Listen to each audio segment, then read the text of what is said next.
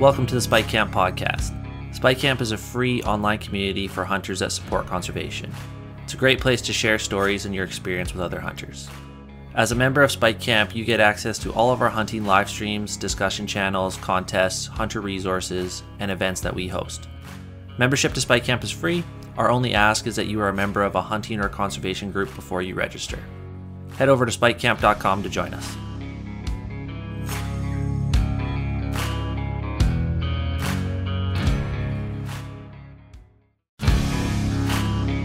This episode of the Spike Camp podcast is brought to you in part by Precision Optics. Omer and his team are the ones to trust when it comes to mountain hunting gear, guns, and optics. Precision Optics is a major supporter of conservation, and we are proud to partner with them. Head over to precisionoptics.net and tell them that Spike Camp sent you. What's going on? Oh, not too much. Just might have to reach over to the fridge and do that myself here in a second. I sound a lot cooler than I am. It's just a water. It's not even a beer. Yeah, that's what I'm drinking too. I'd like to sound like I'm cool and drink a beer, but it's not. It's not beer. That's right.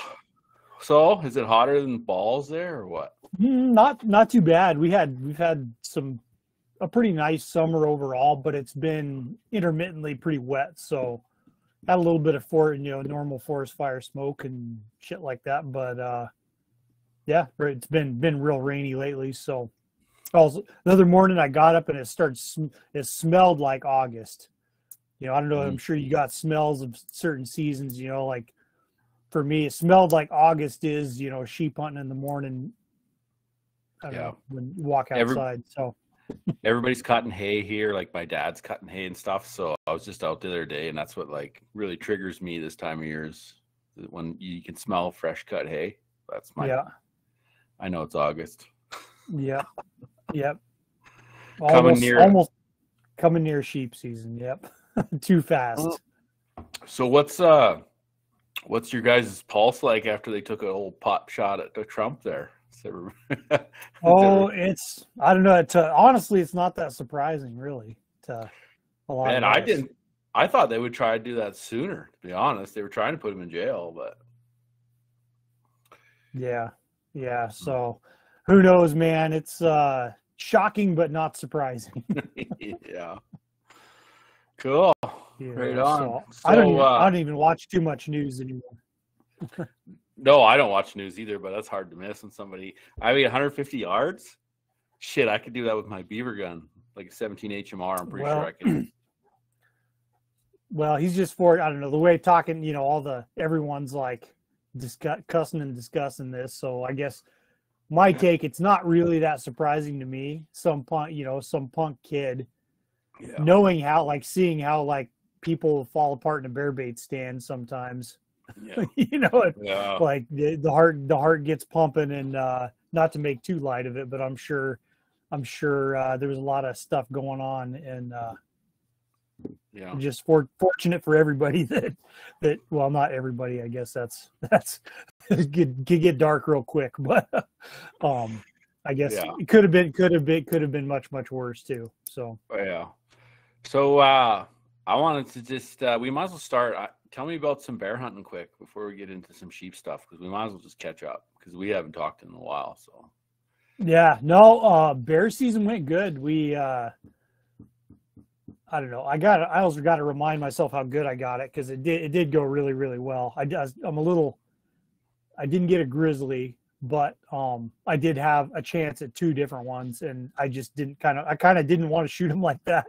So I didn't, but my 8-year-old got his second bear this year. Got a nice little 5.5-foot black bear, and so he was just stoked about that. And I killed one that was almost 7 foot with my bow, and then went on a trip with my dad, and we each killed two more black bears on that trip. He killed his with his recurve, and then I shot both mine with my 6.5 Creedmoor. I haven't even shot my stick bow in like 9 months. I hurt my shoulder this winter, so I was wanting to be real intentional about not messing it up my compound, well, you don't really need, I don't even need to practice with my compound for that kind of distance, so I could get away with it. But stick bows are a pain in the fun. ass, eh? Like, it's a pain in the ass being a stick bow hunter. Like, you're just steady. You got to shoot so much to stay in tune with it, eh? Like, it's crazy. Yeah, and I can get it back pretty quick, and I could shoot it, but if the way it felt shooting it, I knew I couldn't do shoot the volume I needed to shoot to feel really good. Do you know what I did kind of with my recurve? I was sick of, like, because I was always trying to, seems like I kind of always lost it, and so I did a few things. I put a little brass button on the fore end of my grip, so I could always grab the grip the same spot. Like when I would that's big. The grip, this finger always goes on that little button, so I'm always grabbing the grip the same. Because if you torque your grip on a recurve just a little bit left or right, it fucks you up, right? And then I put one of them, and how I shoot too, I got my hat backwards, and so the string kind of lays on my head, so I put one of them Bomar nose buttons like high up on my string, so like it touches where right here or whatever. And them two things I did, like, help me. Like, I could pick up now with the recurve and be fairly consistent. Like, I'm not starting from scratch all the time. Like, no, the biggest thing for me, like like I'm sure we talked about in the past, the biggest thing for me shooting a recurve was, I could shoot it pretty well, but going and getting coached from Tom Klum down in Denver, and then I spent a lot of time after that, like, really kind of nerding out about it and devoting a ton of. Yeah, me too. It took me like more than a year to get to where, but now I know it well enough, and I'll cheat and just video myself if I'm trying to get back into it, and then I can pretty much tell the issues that got going. There's just so much to learn and so many moving pieces that it's pretty frustrating. It's exercise in frustration sometimes. But you're like, what did you get? You got a course through Klum, didn't you, or something, like masters or something, didn't you? Yeah, well, I got the solid archery mechanics. Then I flew down there and spent 3 days with him. The first time, and since then I've hung out with him a fair number of times, and then also, like, kind of did a lot of the research into the USA archery kind of system that he learned and teaches and kind of adapts for hunters. But shooting grizzlies with a 6.5 is way more funner, isn't it? Yeah, it kind of, I don't know if funner it is. I mean, shooting a compound's fun too. I didn't feel it was cool, but it wasn't like, it didn't feel the same as shooting a stick bow to me, but it just makes me laugh how mad people get. Like, oh yeah, there was a fucking post on Spike Camp somebody did here the other day, and they were talking that Exo crew there, Exo Packs. Yeah, they did a podcast on hunting with 6 mils. I think it was something like that. Hunting with small calibers. Basically, it's like wound channels. Did you listen to it or what? That one? I didn't listen to that one, but like, I've been talking. I know Ryan Avery and like the Rock Slide guys, and they're kind of a lot small. That there's a maybe small movement of moving to some of the 6 mils. Which, I mean, like a 243 is nothing new, but like some of the newer 6 mils that are designed to shoot heavier, like a little bit heavier bullets. I watched our neighbor one time just tip bull moose over every year with a 243. This is fucking 25 years ago. Like, when people are talking about hunting with 6 mils, like hunting sheep with 6 mils, like, this is what the discussion was, hunting sheep with 6 mils. And like, I don't know if people think that sheep wear fucking body armor or what. Like, I watched people shoot big game with 243s, no problem. Put it behind the shoulder, watch them tip. I don't know. It's just not it's not groundbreaking discussion to me. I just don't understand. Like, some guys, like, I don't know. And maybe that's why I just can't let it go, because I don't know. Mainly as the 6.5 Creedmoor became very popular. And then, I mean, I understand why people get annoyed with it, but and there's a lot of dumb things being said on both sides. But it was like, why is this surprising to anyone? I mean, or you say that a 243 is a great black bear rifle because it just smashes the shit out of black bears.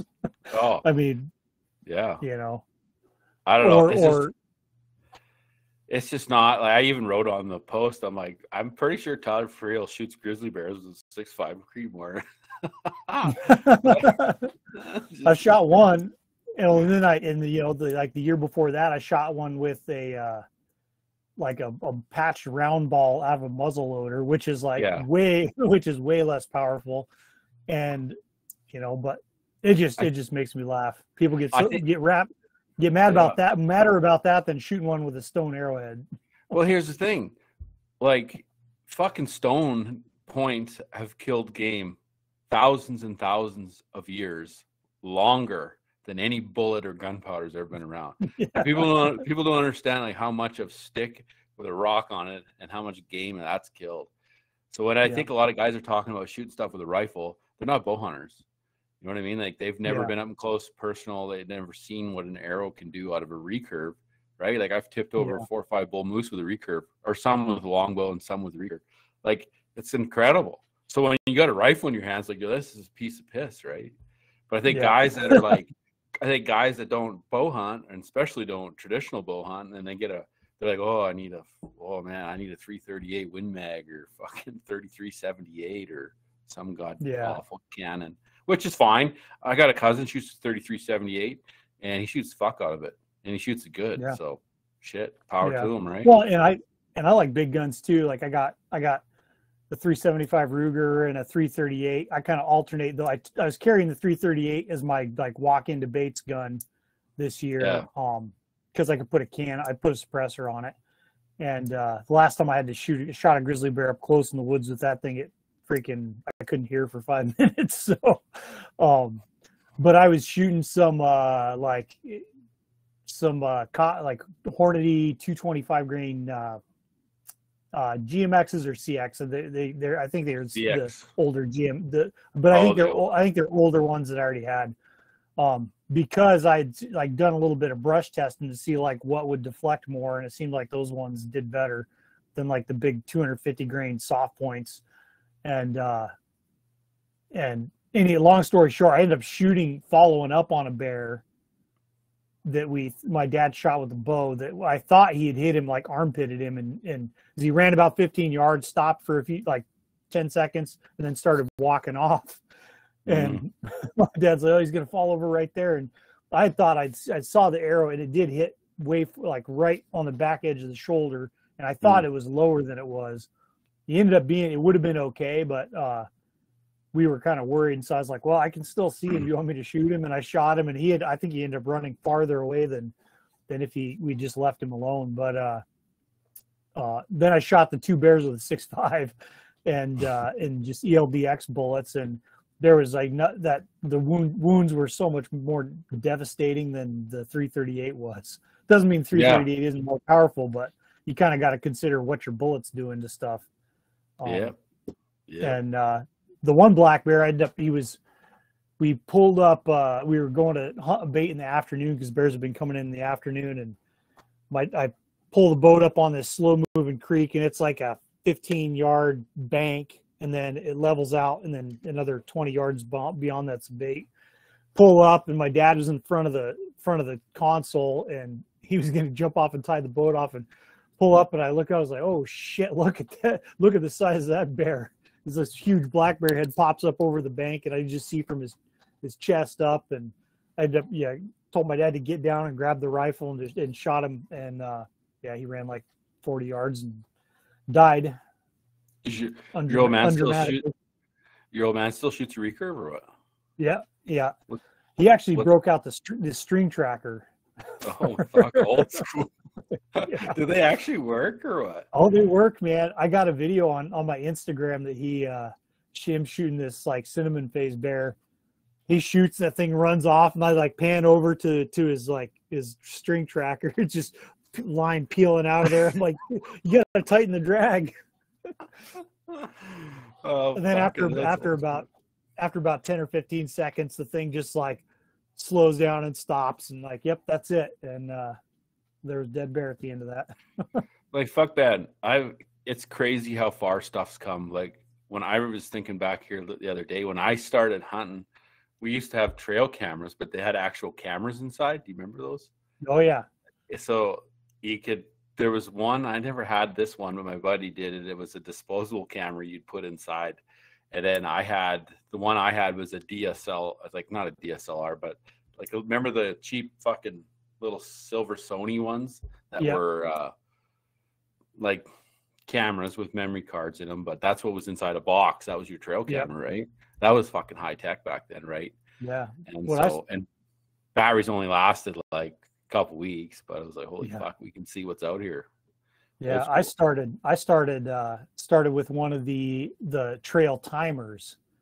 Oh, yeah, I remember that those. little thing, and it had like 5 different times settings that it would register, and so you come back and see what times it was hit. You had no idea what was there, but you knew something was coming by. You knew something was coming by. Yeah, and no, it's come a long way. But ironically, that was the second biggest black bear I've ever killed, and that was the first time he'd ever come to that bait.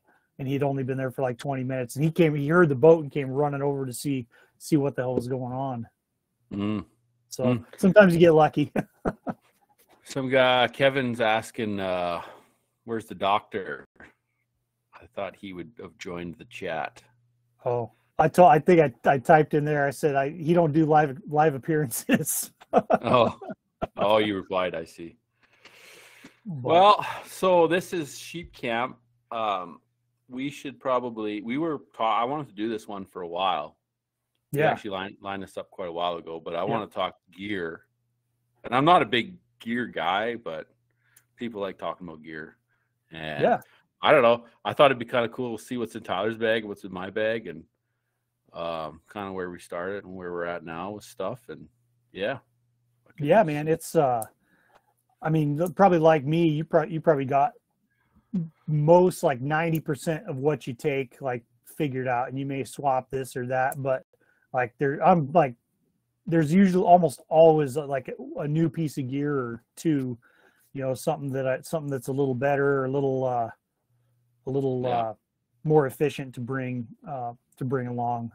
Yeah, and that's nice. Like all I had when I started sheep hunting, I mean, my uncle's had been sheep hunting, and he kind of, like my Uncle Jerry, kind of lined me out on what I needed to take. And then the book Sheep Hunting in Alaska by Tony Russ, which has been around for quite a number of years. But even the newer editions are pretty outdated. Gear has come a long way since then. But that's kind of all I had, and everything else is by trial and error and just stuff like this, just talking to other sheep hunters. You pick up little tips and tricks and stuff, and a lot of the handiest gear isn't even that expensive usually. No, it's funny too, because you'll have all this shit in your bag, the first couple times you go up the mountain, and as time goes, you're just like, fuck, I don't need that. I don't need that. Right? Yep. Well, you think back, and it would be actually kind of good at the end of a hunt to like go through your stuff and be like, I didn't use that. And in the past anyway, and I still do a little bit, I'll end up packing all my shit in my bag, or as much as I think I can throw my bag on the scale and be like, nope, something's got to go. I try not to like weigh it too much, but I kind of know where I'm at and where I'm going to be like finished off.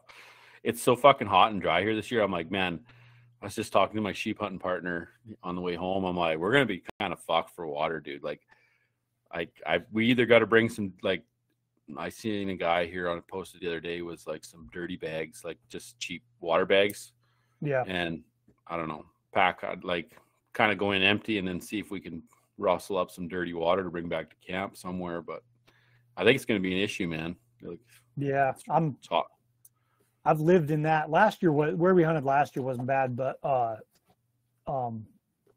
where I have hunted a lot over the years, a few of the areas I've hunted a lot over the years are you're just dealing with water. Sometimes I always carry enough like platypus bladders to carry like 10 liters of water, I think, or something like that, like 2 days worth of water basically for me at a time.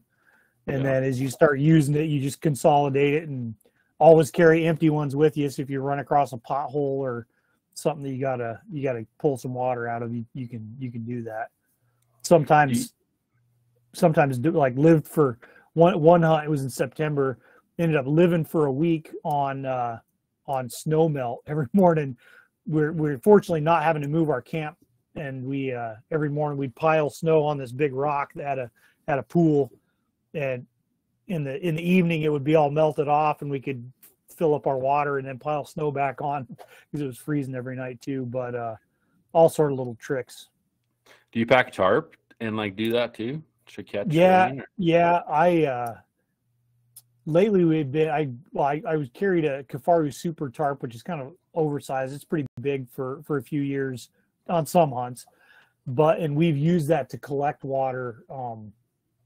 One year I got a new tent and didn't check to make sure the seams were really sealed well, so they were dripping a little bit the first night, and then we found a spot in the brush to set up the tent, and we set that tarp over it, and it was just pissing rain the whole time. And that was another spot where we'd have to drop like 1,500 feet to get water, and so we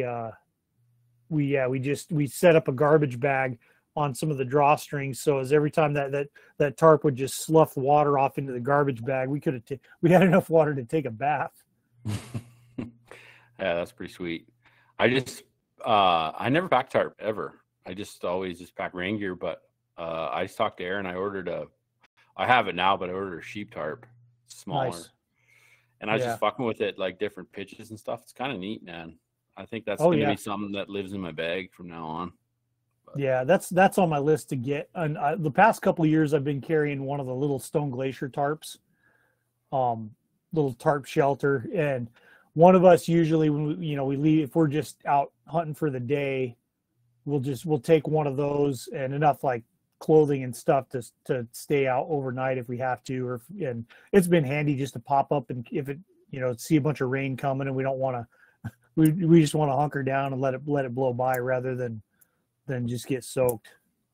Yeah, I think they're handy. I think it's something I'm gonna carry. So well, let's start with what you're wearing and what you're packing for clothes. That's a good place to start. I actually read your article on boots. I somehow read all your fucking articles. I'm like, this guy, I didn't like, this guy writes fucking articles. I'm like, so I read your one on boots, and I read another one the other day that you did. Something on rifles. But anyway, because I'm always on the internet fucking reading shit. I'm like, oh, Tyler wrote something. Let's fucking see what he says. So yeah, kick it off with boots, what you like, and work your way up. Yeah, I've used I've kind of alternated, switched around over the last few years. I've used Loas a lot. Like those boots fit my feet really well. The Loa, like Tibet GTX, is probably my favorite just general purpose sheep hunting boot. They're not super stiff, leather tops. They last really well, like really comfortable. And I guess for anybody, the boot, how boots fit your feet is key. Like I got a set of Scarpas that I need to just get around to selling them because I can't wear them. They rub one of my toes the wrong way, and so they're still like brand new. But do you have a break-in routine, or what do you do? I'll just if I get brand new boots, I'll just wear them around, and I'll hike in them and see if I think they're going to give me any problems. And if I'm kind of getting hot spots, I'll tape them up initially and see if that gets better. But usually it seems to me like if a boot's going to work, it's going to work pretty quick, and I'll know, maybe some boots I could do a little bit more dedicated break in and they'd be all right. But I don't usually have that kind of patience. But so what I do with boots is like my break-in thing is I'll just kind of wear them loose. I don't even tie them up tight. I almost wear them like fucking slippers, and I let my feet kind of slam around in them. I'll like wear them to work and just flip flop around in them for a little bit. Then I'll start lacing them up and wearing them just back and forth to work or whatever. Then there's a guy in town. He has one of them presses. He can press little tight spots out and stuff. Oh, nice. So I kind of go in, I'll just mark with some tape if I got a little bit of tight spot on either pinky toe or whatever, and then he press it, and then he heats it and presses it, and we kind of work it out, and then I'll wear them for like a month or whatever, and then go. And if I need to do it again, then I do it again. But other than that, they're usually pretty good to go after that. That's kind of my routine. No, that's great. I was thinking other, like, because I've used, now that I think, I don't know if you get like this, but you're like, oh yeah, like 2 years ago when I did this, and it was actually like 10 years ago. So, yeah. The more you start digging into the memories, the more stuff you think of. But as far as like boots I've used and liked, the Tibet GTX boots have been great. I have a pretty worn out pair. I used the Alpine Expert GTX from Loa, which is like a more aggressive, stiffer boot. And that's like a 5, isn't it? Like for stiffness. Yeah, I couldn't tell you, but they're definitely stiffer. They got a more aggressive sole. I liked them. I've used them on 3 different hunts, and one of them, not last year, but 2 years ago, I used them like when we walked like 80 miles all over for nothing, basically. But those ones seem to have like a little bit more, like the texture of the sole is kind of weird. Like it chips away a little bit more on the rock than like the Tibets. The only ones I had problems with though were what were those? They're really lightweight synthetic Loa boots, like all synthetic, had like almost like not a printed, but like almost like a dipped rubber rand. Yeah. And like looked like scales. And those boots were so comfortable and so light. But I took them sheep hunting, and like opening day, I had the sole delaminate at the toe. And I used all my super glue. I used all my tape, like had to limp out of there basically on those things. And it's lucky we killed our sheep right away and were able to get out.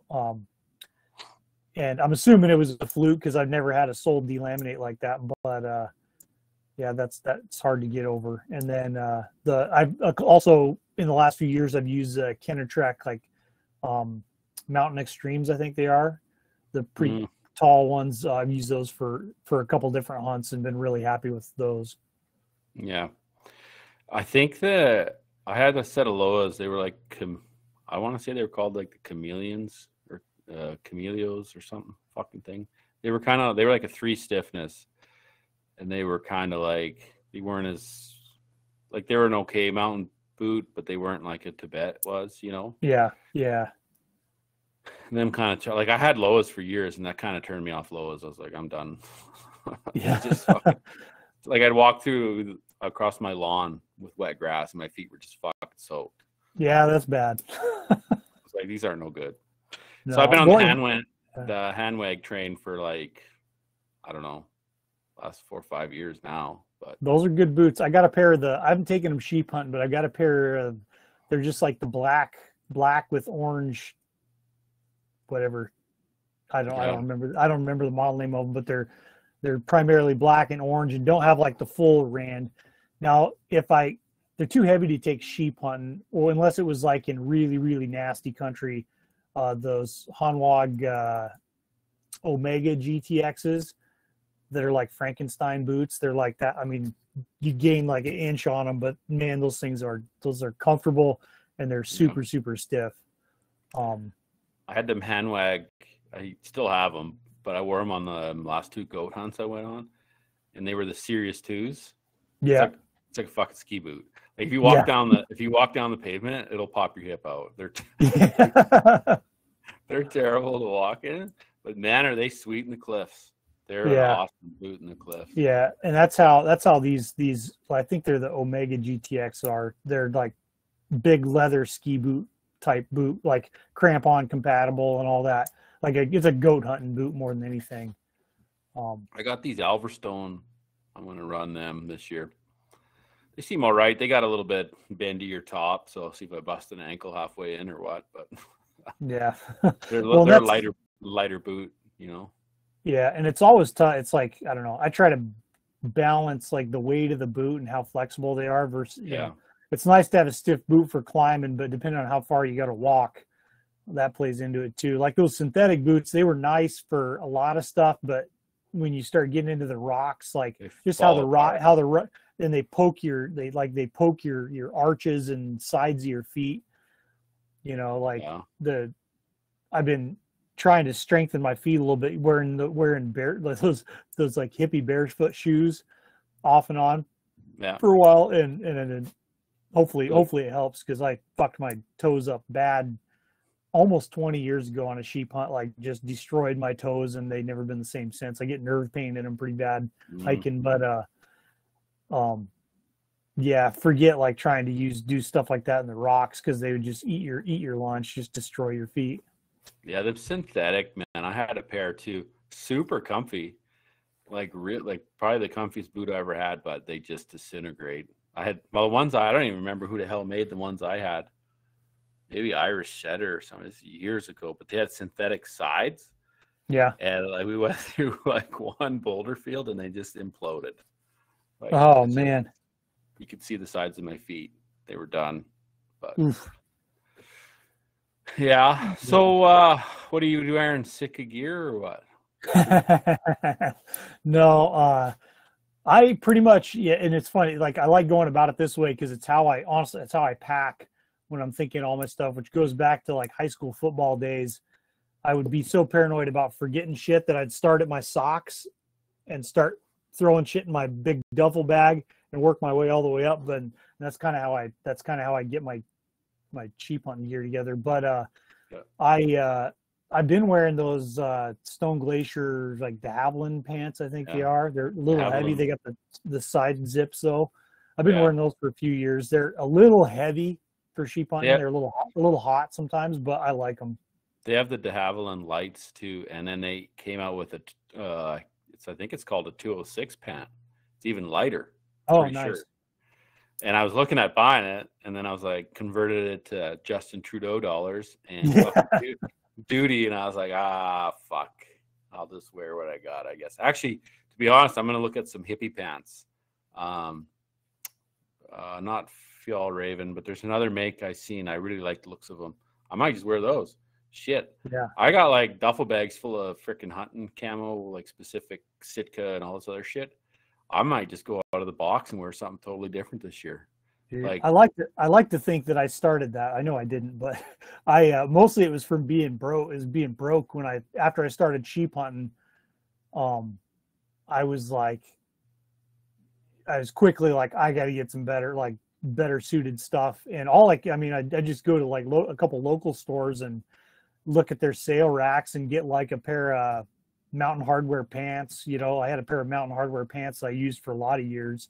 You know, you get them for like $70 or $80, and you know it was like kind of when Sitka was just getting, even Sitka gear was just getting started. There were no technical hunting companies, clothing companies. So that's never a bad way to go, especially if you want to save some money. Like, you know, I guess, you know, it's nicer to support companies that support hunting, but honestly, whatever gets you in the mountains. Yeah, like, I mean, I remember when Sitka came out, I had the Mothwing. Yeah, I remember that. Yeah. I had a full setup of Mothwing, and this is how new Sitka was. And I remember I paid like fucking $1,200 back then. And I remember I was hunting with my cousin, and he was wearing like Ridge Reaper or some fucking thing. And he's like, man, you should invest in some good camo. Like, what is this shit you're wearing? I still have that Mothwing shit, man. And like, I know Sitka kind of people don't like it. I know, whatever. But the fuckers will honor their warranty. Like, I wore that Mothwing shit for 10 years hard, and had a few seams blow out. And I sent them a picture, and they sent me all new gear. So nice. You know, I don't know. It's kind of that's why I really like their shit, right? They kind of back their warranty. Yeah. With what they got. Yeah, there's something to be said for that. Unless it's rain gear, and I don't know what your story is. Yeah. Well, there's no warranty to be filed if you're dead. Yeah. So you're wearing Stone Glacier, and then what do you got for shirt and hoodie? I usually just wear I'll just wear some blend. Like cotton kills. I'll just wear whatever t-shirt, synthetic blend t-shirt, and then I'm trying to think, because I usually wear a long sleeve shirt over that, just some light synthetic long sleeve shirt, like a Stone Glacier, or just some kind of merino shirt sometimes, like just I'm trying to think of like what I've been wearing lately, but a lot of times just either a long sleeve merino shirt, and then and the last few years I've went to, because I went through the phase of using, I had like a cotton shirt and Cabela's fleece jacket and all that shit, and then I went to like soft shell, trying making soft shell jackets work, and it worked, but it was fucking cold sometimes too. And so like ultimately I decided they weren't worth the wait, and this real lightweight synthetic hoodie from Stone Glacier, I'll either take this. The last few years I've been taking been wearing like a really lightweight synthetic hoodie from, I think it's Outdoor Vitals, I think is the company. And it's just a super like air weight, like whatever synthetic down, Primaloft type insulation. It doesn't weigh nothing, packs down to nothing, but is really warm.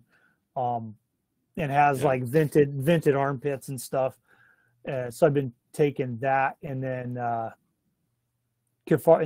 a Kifaru jacket, puffy jacket, and puffy jacket and pants. And we'll see. I may like use a little bit lighter puffy, because it's honestly kind of overkill, but I have been glad I've had the Kifaru ones several times in the past. Yeah, so I packed the Kifaru one too for a while, and I end up now in my bag I just have a Costco puffy. Like they fold up so small and they're really warm. I've worn this one I have like for a few years, 3 or 4 years now, or longer. Yeah. And I don't know, my wife got it from Costco for like $60, and it just balls right up tight. That's what I pack for a puffy coat. It's super light too. Like it weighs nothing, and it's not an outerwear like with the Kifaru one. What's their puffy coat called again? The Lost Parka or Lost Parka.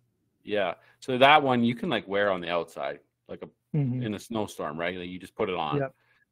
With that coat I have, like you're putting it under a raincoat or something, right? Or like you're putting it under stuff, which to me is not a deal breaker, but it's nice to it's so small and so light, right? So but probably the biggest like puffies have been puffy jacket and pants, even if they're just like on sale rack. Like the first set, the puffy pants I got was like Marmot, I think. They're just lightweight ones, and we'll see like what the weather's looking like before we go, because it's a trade-off. Like I've been really glad to have the heavier Kifaru stuff at times, but it's nice just to have some kind of like puffy gear to throw on when you sit down to glass, or just sitting in the wind, or get pinned down in a spot for half a day. That's been a huge game changer, and it's lighter weight than a lot of the older stuff I used to bring. So when did you guys' sheep season open? August 10th. August 10th. So are you bringing like a toque or beanie? We call it a toque in Canada. Yeah, toque. I never heard that one, but I bring a beanie. I'll bring a ball cap, a beanie, and some shades. Yeah. And I should leave the shades at home, because then it'll mean like then the sun won't shine. But I'm sure it's going to be nasty this year. After last year, we literally didn't see a cloud until we like got our sheep packed all the way back out. What about socks? Man, I've been doing the sock thing for like this whole summer, just like fucking buying socks and trying different ones. And man, I went through, I found my feet get real hot, and I would always, I'd wear like the heavy, whatever, wool, synthetic, merino sock. I'd try like using like the dress socks, and then the bigger socks on the outside. And they all just got nasty. So I ended up I don't know what year I tried it, but I found some like Under Armour Heat Gear socks. And they're just long socks, like over calf socks that are like paper thin, but they're pretty durable. They last. That's all I wear them for is sheep hunting. But I mean, I've sets of socks that I've had for years, and they don't, because what annoys me more than anything, especially you end up using your boots long, like you're eventually going to get freaking water full of in your boots, and I just hate having freaking squishy, nasty socks. And those socks, like even if they get wet, there's nothing to them. And they seem to do really well, like preventing blisters too. Is that right? Eh? I did see them, and I was going to buy them, and I ended up buying a pair. They were called Ascent socks. And then, you know, I got some darn toughs and like those typical merino wool, lightweight hiking socks, but they're fucking hot as fuck. And so these Ascent ones I actually got them from Cabela's, and I'm leery about buying shit from Cabela's anymore because it's all junk. But I was like, I'll try them, and I'm actually liking them so far. But yeah, I'm gonna order a pair of these Under Armour ones. I'd like to try them. If they're thin. I like a thin sock, man. My feet are hot as balls too. Yeah, me too. Well, and these ones even have they're like mesh vented on the top too. So they're even with those socks, my feet get freaking sweaty as balls. But but you can, you know, like you stop to take a break. I'll take my freaking boots off and just like let my feet air out and pull the insoles out of my boots, and yeah, I wouldn't go. I mean, I think my buddy Frank uses heavier, like darn tough socks a lot, but man, they're too fucking heavy for me. Yeah, I got a pair of darn tough. They're lights. They call them. They're light hikers or whatever, and they're fucking thick as fuck. I don't know. Like, when I hear somebody say thin sock, I'm like, that better be fucking thin.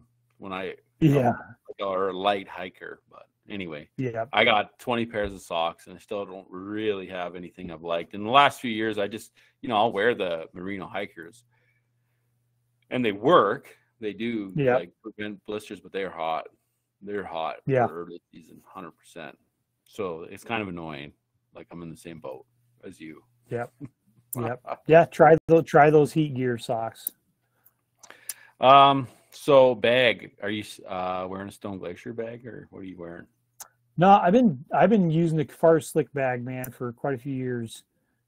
Even since they were the old, like since it was the not quite rated correctly bags, and after you use one of the like the old ones for a few years, they get a little wore out. And 2013, I think we saw the sun one day on that trip. 2 weeks, I killed my ram on the night of day 12, and I've never been so cold on a sheep hunt before, man. Just waking up every night 3 or 4 times, just curl up in a ball shivering. With that with the slick bag? No, this was like the old slick bags that were not quite. It was, I mean, this was years and years ago. Are they? That they didn't have. Are they treated down? Or are they synthetic? No, they're synthetic. They're synthetic, and now I used a 20-degree slick bag for a long time, and now I got a 0, and I just use that thing. I don't trust down sheep hunting. Like I just have had to crawl in my tent sopping wet too many times to just take a down bag, and like that's freaking synthetic bag is I don't know, I saved me, maybe a little dramatic, but it's definitely made things a lot more tolerable, helped dry my shit out when I'm sleeping and keeping me comfortable. And 0 degrees is a little heavy, but man, it's nice to have when you can always unzip it. It's nice to have like I'll carry a little bit heavier sleeping bag than have to worry about down going bad or just crawling in there soaking wet and needing to warm up in a hurry. What do you think about all these boys running quilts and shit nowadays? Have you tried that? I tried it one year. Actually, the year my tent blew up and I about died from my rain gear failing me. I had a quilt, and it was a down quilt, and so I was branching out into all sort of new territory, and it didn't work out so well for me. But actually, the quilt, it was a combination. It was a what is the company? It's not Nemo. It's Zenbivy. It's like it was a combination. They're like insulated pad, and the quilt that like it has a little sheet that wraps around the pad, and it has little button things that clip into cord loops to hold your quilt down. And that was actually, it was really nice. I liked that a lot, and I didn't get cold. But you should give it another try because now your tent won't explode again. So. Yeah, maybe it's the same kind of tent. So I just know better, I guess. And that was just a bad night all around. And so what pad are you blowing up? I've been using two. Last year I used a Big Agnes like Q Core, I think. Yeah, same here. Q Core Deluxe. I'm a big dude. Yeah, so it's the wider one or whatever. Yep, the the Mike Honcho version. Yeah, it's but that's a nice pad, man. It's nice. And then before that, I've also been using a Nemo. It's a Nemo insulated pad that's like freaking that thick. And what's nice is for years and years I used the OG Thermarest Neo Air, like the blue, the old like turquoise blue ones. And I was sick of having to freaking blow that thing up at the end of every day, and I'm just paranoid that the thing's gonna fail on me, like deteriorate and fail on me. I still have it, but I kind of quit using it and got these other ones. But I punched a couple little holes. Like I took the Nemo one bear hunting this spring, and I think I got a rose thorn or something through.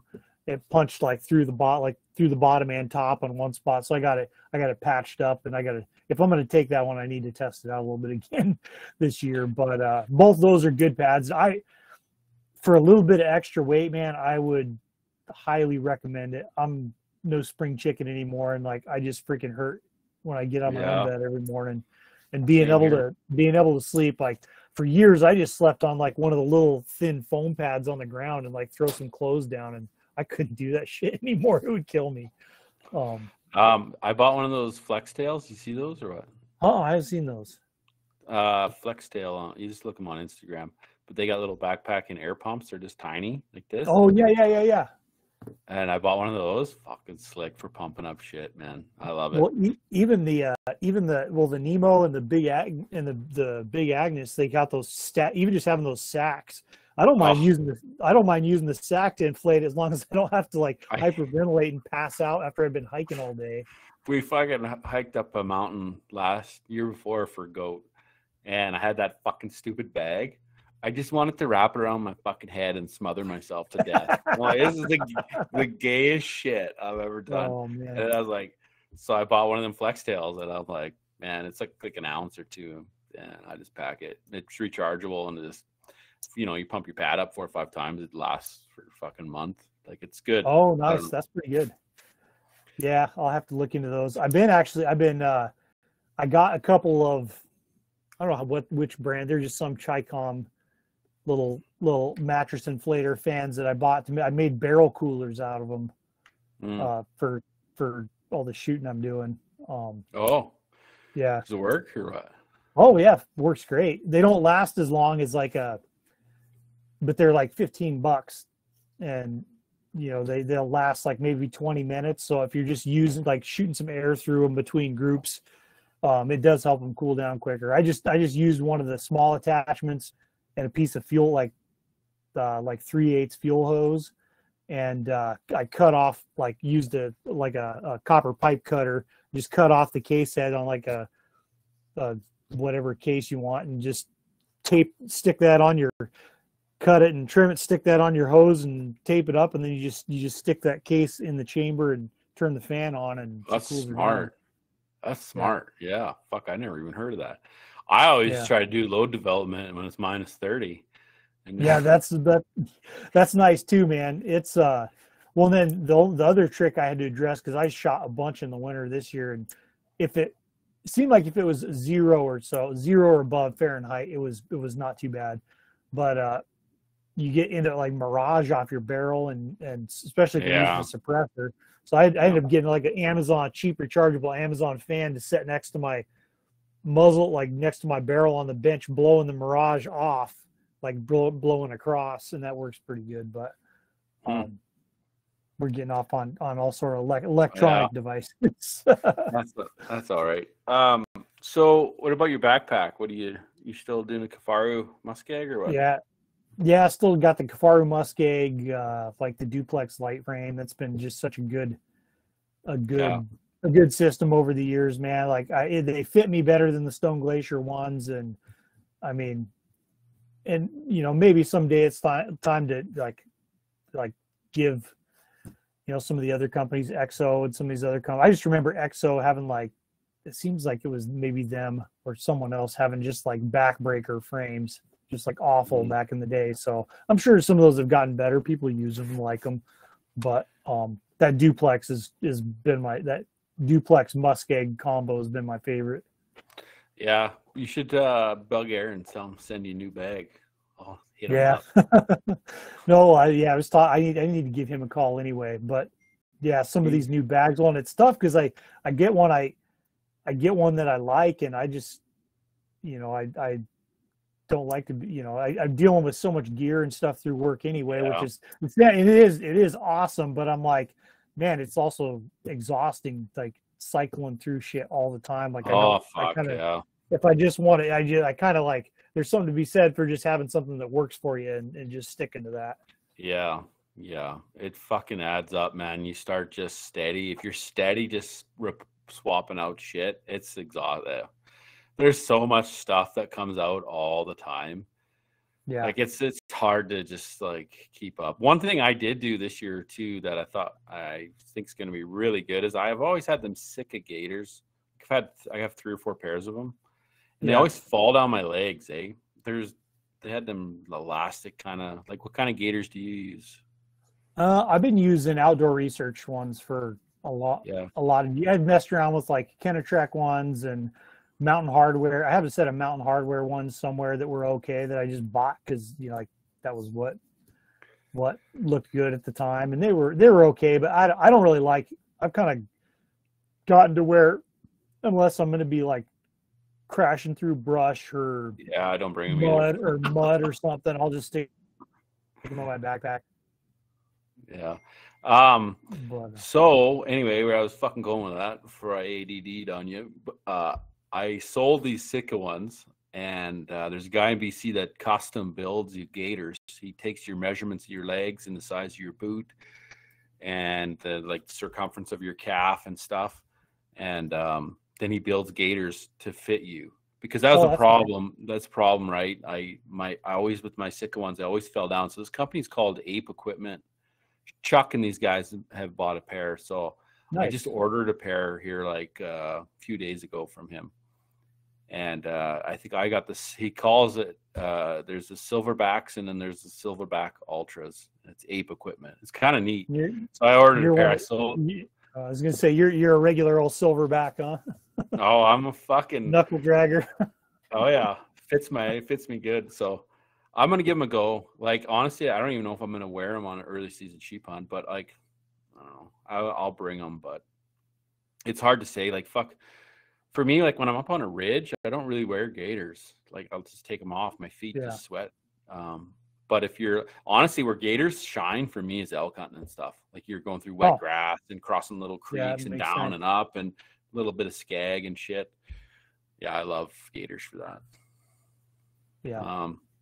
Tyler Evans wants to know September sheep hunt, puffy pants, or leave them for later hunts. I say definitely bring them. I bring them on August. I mean, it depends on what you're doing, what the weather's like, where you're hunting. But man, like even in August, like it get pretty damn cold sitting on a ridge in the wind, and starting to bring puffy pants has been a really good move. Oh fuck! Opinion. I see you're just replying. I'll just shut up. Yeah. You got her handled, hey? Working on it. So anyway, so you're wearing the muskeg with the duplex light. I got the doll bag on a duplex light. Yeah. Which is like $7,700. Plus I put a guide lid on, which is $1,000. Like, it's just gigantic. I love it. Oh, mine too. And I put like 2 big pockets on the back, 1 or 2 pockets on the back, and the guide lid. Like, I need a lot of room, especially what we end up running into is we most of the time try to bring 14 days worth of food, and that takes up a lot of fucking space. You know, and I was talking to somebody about this. Like the shit I have isn't overly heavy, but it's like just volume of shit. Like it just seems like everything takes up so much space. You put like 10 or 14 days of food, man. It's a lot of space. Yeah. So I don't know. I like big bags, no homo. Yep. And I heard like too, I got buddies that wear Stone Glacier, and some guys like them, but with Stone Glacier I get mixed. Like it's a lot of guys flip flop on it. Like they say it's not real comfy under load, and then I hear some guys say they love it. So whereas like with Kifaru, most everybody's like, man, these things are so comfy under load, right? Like with heavy loads. So it goes either way. But yeah, I mean, there's still some guys like up here, especially sporting the Barney's frame packs. But fuck, man, like you don't know what you're missing. Yeah, if you're doing that, like you want to be packing moose quarters around. That's cool, but man, those things are a fucking pain in the ass.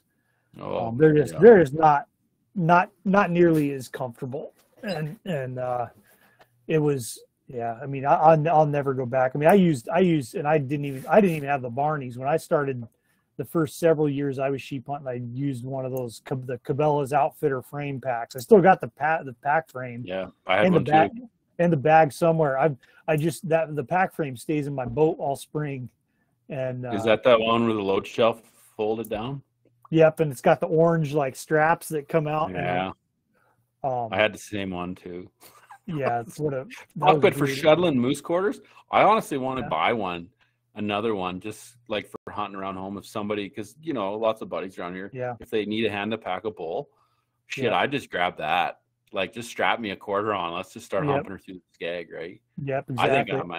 I think I might buy one. To be honest. Like you said, I keep one in my boat in case I kill a bear and it's like dies in a spot where I gotta like either pack out grizzly bear hides, or if I gotta pack out black bear meat and quarters and hide and whatnot from like way back farther than I want to drag it.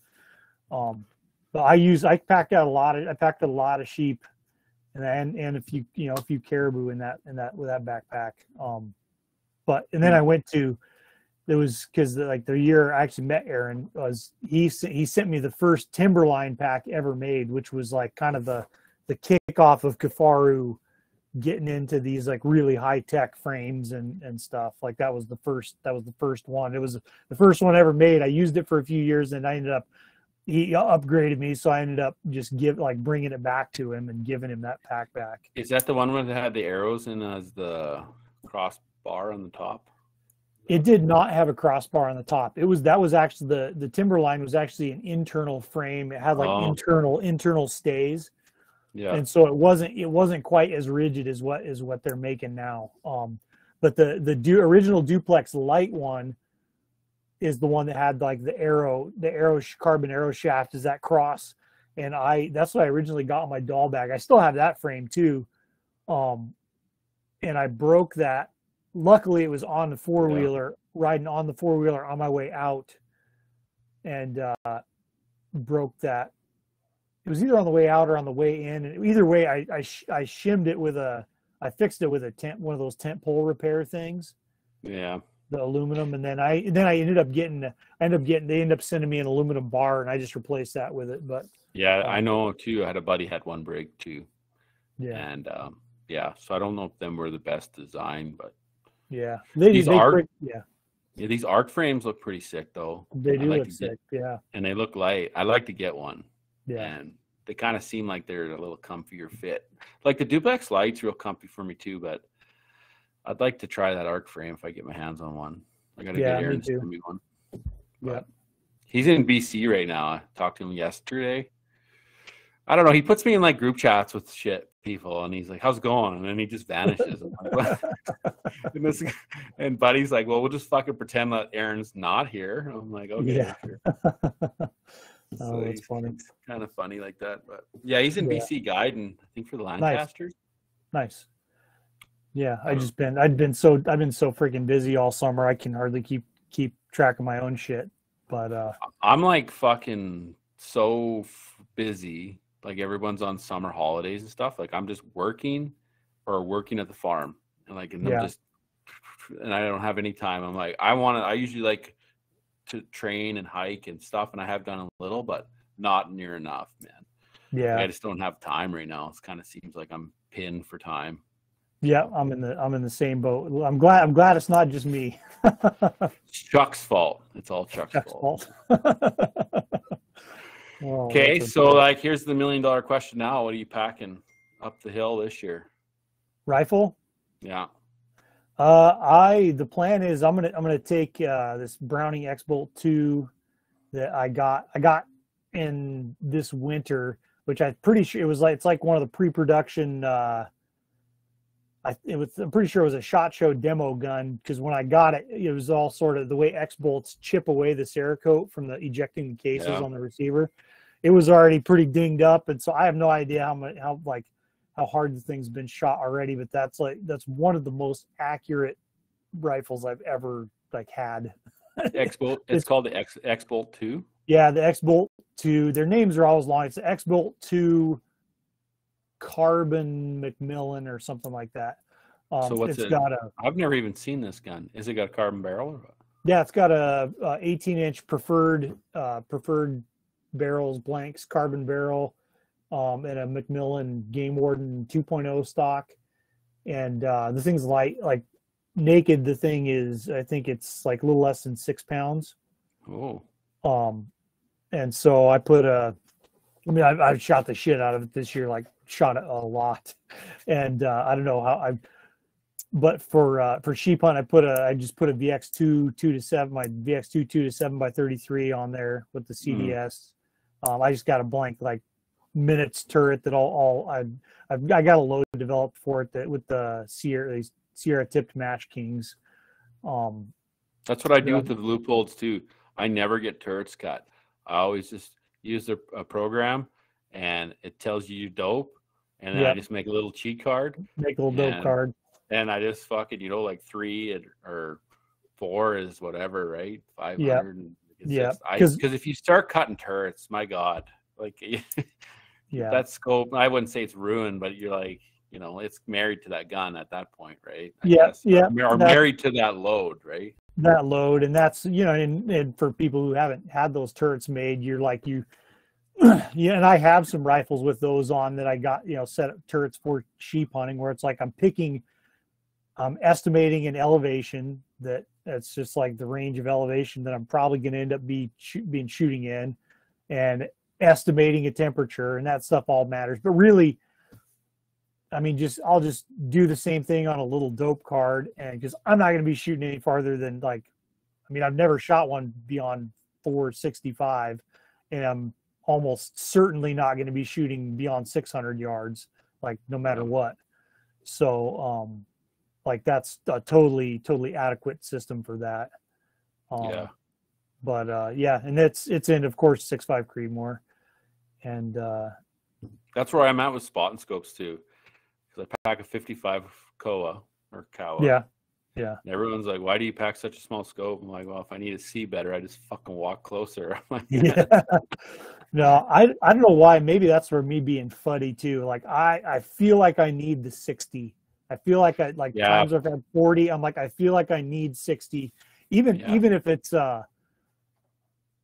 it's like aging a sheep, under 1,000 yards, you get the right light conditions. Man, it's nice to just have that little bit more zoom. See, and I just rocked the 55 for a few years now, and then this year or last year Koa came out with the 66, and I was like, fuck, because honestly, I'd love to get my hands on it. Yeah, but they're like $3,600 for that one. I think, or something. It's wildly priced. And watching those scopes come about is interesting, because 15, almost 20, it was almost 20 years ago, I started shooting service rifle competitively, and all the high power service rifle competitive shooters used Koa scopes, spotting scopes. But they still but you know what? I talk about them, and people just look through you. They don't fucking care. If it's not Swaro, they don't care. And that's one thing too. If you got a Swaro scope, man, your resale value is real easy, right? When I had the ATX or ATS, whatever what it was. I had a 65 Swaro. I put it online, and it was like a guy drove like 2 hours to get it from me. He's like, I'm on my way. Yeah. Because they just never came for Yeah. sale, right? And I like sold it for like 200 more than I paid, kind of thing. Yeah. And then, but if you with the Koa, unless you know what that glass is like, sometimes guys aren't probably not going to buy it. But I think they're gaining some more popularity now. And the thing with them I'm is seeing like more of them. the thing with it, like that Jay from Mindful, he did a pretty good podcast the other day. And he talks about them, and it's like with Swaro and Zeiss and all them guys in Leica, they use fluoride like fluoride crystal, and it's blended with glass. That's their glass. With Koa, they have just pure fluoride crystal. It's not even glass. So like when you look through a Koa, that's why I had a Swaro and a Koa at the exact same time, and I would look through them like, man, these Koas are fucking unreal, and it's because of that. And like I had that 65 set up, and I would like look through that 65 and that 55, and that 55 was this dummy in that thing, and I'm like, man, this is great glass. So I'm a fanboy now. And I had a guy telling me about Koa freaking 5 years ago. He's like, man, if you want a good glass, get a Koa. I don't know about their binos, but he's like, if you want a good spotter, get Koa. I'm like, oh, fuck Koa. I'm like, I never heard of them. I'm like, I'll just get a Swaro. But I don't know. I'm a fanboy. Yeah, that was every competitive shooter like that was anybody was using a Koa spotting scope on the range, because a lot of those, like that type of competition, you got like a stand with a scope, and even if you're shooting at 200 yards, you're like using the spot and scope to like see where they're marking your hits, or it's same thing at 600 yards, seeing where they're marking your hits and because there's indicators for like your score and then your hit marker, and that all gets in the weeds. But yeah, those scopes, it's kind of cool to see them come into their own in the hunting realm, because I don't know why I never like pursued that back in the day. Partly because there's a lot of just FUD dogma that if it's not a Swarovski, which I have it. I mean, that's why I use the Swarovski. But if it's not this, or this, then it's junk and it can't be good enough. And that's a lot of times not true. Yeah. Why don't you answer that question there? He's asking. He knows about buying good glass, but he said, I can't afford Swaro kind of spotters. Any suggestions for a decent, more affordable option? I know what I'm going to say, but I want to hear what you would say. Like, I have one of the Leupold gold ring ones. I really like that, and there's just always going to be trade-offs. And I guess I've been out. I mean, I started with like literally like $150 spot and scope. I had a vortex. I had a fucking vortex. I had to get really close. But I haven't seen the Maven spotters. I've heard good things about those. Yeah, that's what I was just going to say. I was like, I always say it as kind of a joke that Maven's the new Vortex, but I think they are actually better than Vortex. And I think I felt like if you were like an economy line scope, kind of, I would go like probably Maven. That's what I'd look at. I've never looked through one, but from what I've heard guys say, they're pretty okay. Yeah. And I think I'm trying to confuse like some of the stories we've done, because I didn't do the testing myself, but Meopta, does that sound right? Yeah. Like for having some spotters that seem to be to do pretty well for the money. Jay was talking about that. I think it was some fucking kind of off brand. He said it was decent. I mean, I fucking hate Vortex so bad. I had the last pair of Vortex binos I had. I remember I was hunting with a buddy of mine. We were way up north. We were hunting moose, and I was looking through them, and he didn't have very good binos. I don't know what he had, and I had these brand new Vortex and I'm like looking. I just hand them to him. I'm like, "You want these?" He's like, "Sure, I'll take them." I'm like, "That's it. I'm done. I'm not doing it anymore." I'm done. That's funny. Yeah, it's and I've been using Swaro EL range binos for a lot of years. I've been using the same pair for 12 or 13 years now. Same here. I got 8x42s. Mine are 10x42s, but those things are legit. I love the 8s, man. Low light. Yeah, And the Maven, I haven't used a couple sets of Maven. I have a couple sets of Maven binos, and those are really nice too. But it can't compete with can't compete with having your rangefinder right there. Like that's Yeah. legit. So that's you're using a built-in rangefinder then. Yeah. EL range. Yeah, mine. Yep. I shouldn't say they were range, but mine were the ELs. I think. Yeah. ELs 8x4s. And then I got a Leica Rangemaster 1500.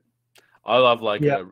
I'm just like, I don't think my tiny brain could comprehend binos with fucking rangefinders in them. I love just like putting my binos away, ranging, and then shooting or whatever, right? Well, now for archery, that like I'd say it's a little different. But a lot of the binos, because the deal with the Swaros I have is they won't range under 30 yards, and the original like Zeiss ones that were range finding binos wouldn't range up, under 30 yards, and those are like, I guess for like a bow hunter, it'll be a little more advantageous just to have a regular rangefinder because it's smaller. I mean, than like fucking with a huge pair of binoculars.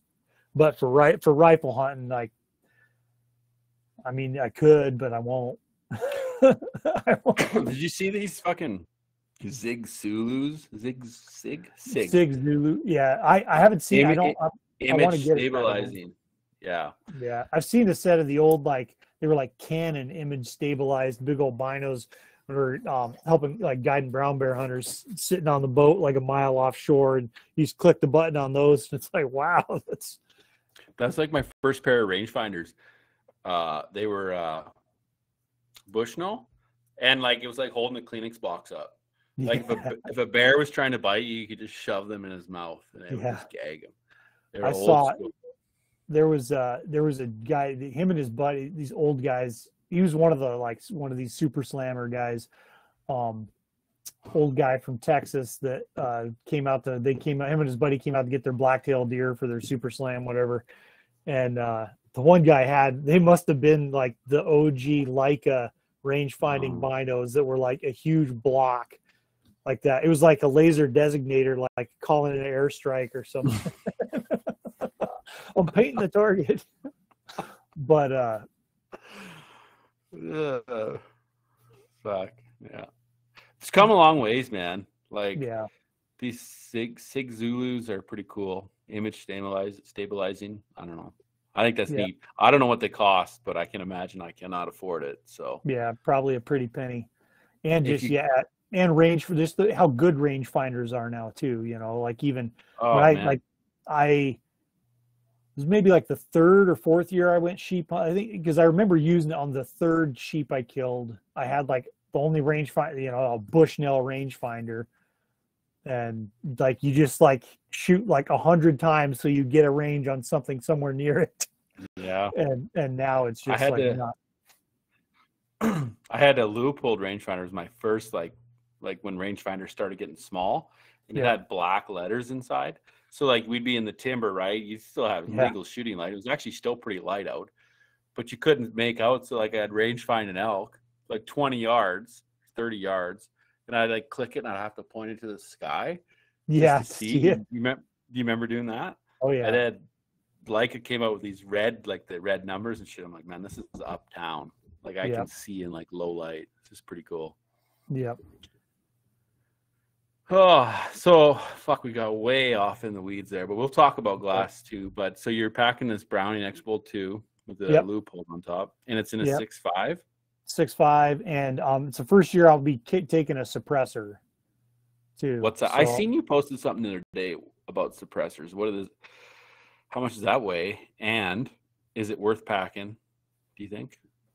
I think could go either way. I mean, it's not like sheep hunting. It's not going to be a huge benefit.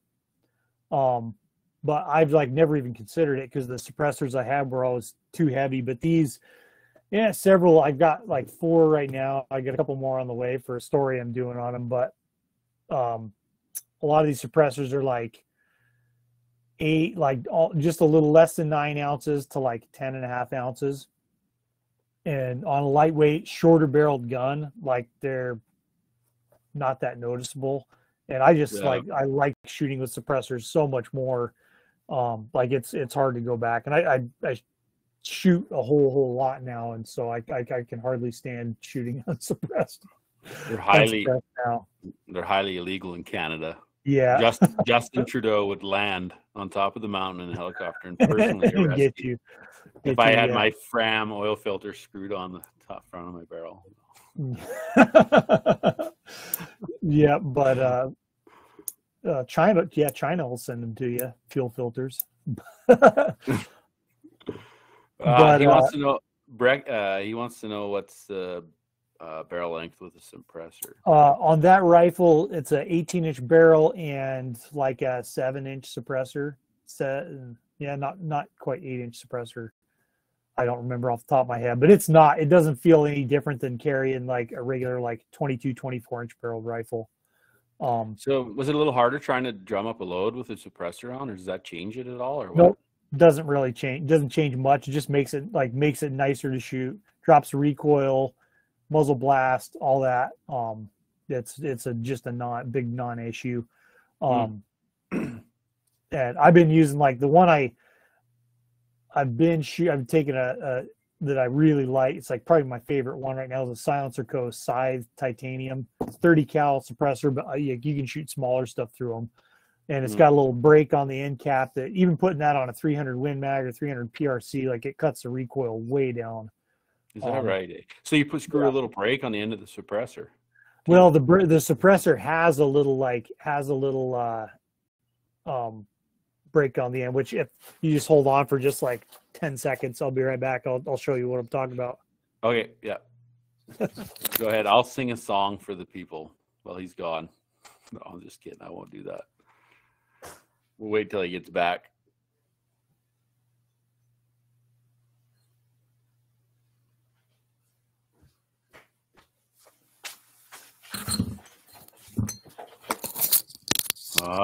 Murray. Man. I could maybe do like some George Jones, real nasally. Yeah. But all right, so I'm back. So just so you know, when we show this on Spike Camp in Canada, they're probably just gonna blacklist the whole channel. They'll just shut us down. No, I'm just kidding. Go ahead. Yeah. These are Twinkie holders. You just open that up and then stick your Twinkie in there. Yeah. Not that Twinkie. But yeah, so it's just got this little I mean they're super simple, just like a tube with baffles in them, and this end cap has that little break on there. Okay. And it just, whatever gases are blowing out the end of that, it redirects them and cuts recoil a lot. Like this is another one that's got a similar thing going on, but this one's actually like 6.5 ounces, but doesn't quite tame. This one's a rugged like Alaskan TI. Okay. It's a little louder. It doesn't have as many baffles to like slow down and redirect gases, so it's a little louder.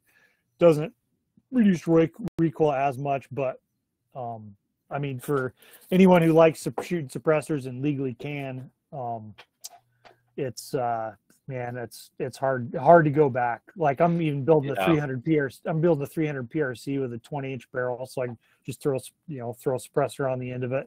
I'll put that one on the end of it, and then it's like nothing. So does it change speed at all much, like, or what?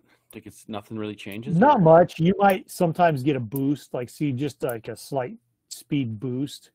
Yeah, I would assume from being just a little bit more pressure behind the bullet for longer. Yeah. But I mean, really, it's like you're not going to see anything major. You will, like from no can to putting a can on, you'll see a point of impact shift just from the weight of the suppressor being on there. Well, it'll change your node too, probably, when you thread that on. Like if you had a load set and you were in whatever harmonic node and then you put that on, it would totally change your node, right? Like that's kind of the same concept. Yeah, that's getting into a whole nother discussion. I don't believe in that. I don't believe in that stuff. No, like that. I don't know. No, I don't. I feel like it's real, Tyler. I think it's an illusion of small sample size, but for like you can shoot a load with a can, or like get a really good shooting load without a can, put a can on, it'll shoot exactly. If you shoot like high enough volume, it shoots exactly the same. Hmm. The weight will change your point of impact because it's kind of like sagging on the barrel. So a lot of times you see like improved accuracy with a suppressor. So what do you think? You know, like who Eric Cortina is? He's like, So Yeah. he's into barrel tuners and shit. So that's all he's like. So like for nodes, like that's what he's doing with the barrel tuner, is it not? Right? Like that's what there are some guys that believe in it. I've never met someone who's actually like shot enough volume to like at even the bad ones to say like that it's really any different than what the good one is. If that makes sense. Well, it's kind of like I did the experiment with, doing, because what we always figured load developing, you just like you run like a ladder test with charge weights or there's different types of ladder tests you could run to find your node, like the sweet spot, and that's the charge weight you focus on. And it kind of like piggybacking on what a lot of like the Hornady guys put out, and from a shit ton of testing they did on load development. And basically I did the same thing with 3 different rifles, 3 different loads, just like pick a powder and a bullet, and went and I like found my nodes, and they were using 2 different, like an accuracy based test or like a point of impact based test and a velocity and measuring velocity ladders. And they were different. And then I loaded like 30 shot samples at each node, and the worst spot through from like minimum to maximum, and then like another one to fill in the blanks. So like I had basically the whole from book minimum to book maximum basically covered. And like all the accuracy was basically exactly the same across the whole range, except it just got slightly worse every time as you get up to max load. And like all the velocity SDs were all the same. Just the velocity was like in relation to that. We'll have to have a separate discussion on that one. That'd be a good one for Chuck to chime in on. He's pretty hardcore load. Like I load, and I can load and to get accurate loads for what I like, and I'll load till I get what I want for a good group. But as far as like technical loading, like as like some of the shit you're talking about, like I don't go that deep, I just want it to shoot really good. And like I'll bang steel, 700-800 yards pretty easy, so doing something right, I guess. Yeah, man. But it's been kind of like disheartening to learn some of this stuff, or see some of it that I like. A lot of the stuff that I thought was like certainty and was like totally true was like not. It's changed. It's made my load development much simpler. Is that right? Eh? So who kind of puts you on that then? Like, well, and what did you change on your load development now? Well, it went to initially it was like I was hanging out with a guy who's he's a former like Army sniper and writer, Tom Beckstrand, in Alberta. It was when I was in Alberta, actually, when we didn't get to stop by and have a beer. But and Seth Swerzik from Hornady, and those two were talking about one of the podcasts they had put out, and about like sample size, and it's called your group size. Your groups are too small. And since then they've got like a bunch of really, really informational podcasts where their ballisticians talk about all the like thousands and thousands of rounds of testing they've done to investigate some of this different stuff. And that's where it got started. And I kind of like chewed on it for about a year, and they start talking about load development. And like what if some of these things are true, like what they really mean for your load development. And pretty much, if I like to develop a load, I'll pick a bullet and a powder, and I'll back like 1.5 grams off max charge weight, like book max, seat the bullet at whatever the book says. And I'll load up like 10, a lot of times I'll start with 10, and I'll go shoot, I'll shoot them 3 at a time, 5 at a time, let my barrel cool, but shoot all 10 of those at the same spot. And if the group size is acceptable, if the group size is acceptable, like under what is going to be okay, and the velocity numbers are okay, I'll load 20. And if that's still acceptable, I'm done. And if it's not, I try different powder, try different bullet. See, I'm still doing it old school then, because I'm chasing fucking groups all the time. Like I'm steady, just like, you know, if I got a stringer, I don't like it. Like I'm always trying to put 3 through the same fucking hole. So I don't know, it kind of makes sense what you're talking about. No, it's just a matter of like statistics, and what their whole like deal is statistically, and like Tyler said on there, Brian Litz talks a lot about like sample size and all that. So but statistically you need like 20, 30, ideally like more than 30 shots. Or I think the Hornet, you guys found that at 50, like a 50 shot group, it was never going to get any bigger than what it was then. But if you accumulate like 20 shot group, that's like, that can vary in size by like 20-30%, and then 30 is even tighter, and 30 is even, so like but shooting, you know, chasing like a 3 or 5 shot group, it could be really, really good, but that doesn't tell you, like, it doesn't tell you anything really.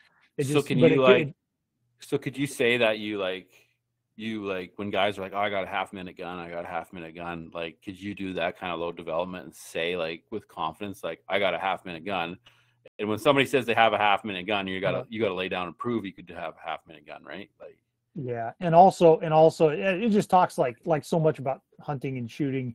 You gotta like understand what, or be on the same page with what you're talking about, because like there's a lot of hunting rifles that can shoot half-minute groups, or can shoot some half-minute groups sometimes, or even if they shoot a half-minute group every single time, your like cone of dispersion, or like the overall area in which any shot you're going to take through that gun is going to land, is much bigger, almost always. And like you start getting up in like the 20 shot, 30 shot range, that tells you gives you a really good idea of like what that's actually going to look like. Because I've got so many, right? Because I've been messing around with this for months and months and months, like, and almost every rifle, like I got a Savage that I just shot. It's like one of their 110 ultralight in the MDT Hunt 26 chassis. So like this, if you can see, is 20 shots fired in 3 shot groups and finished with a 2 shot. And you then you can see, like, is that seating depth you got wrote? Like point, is that group size?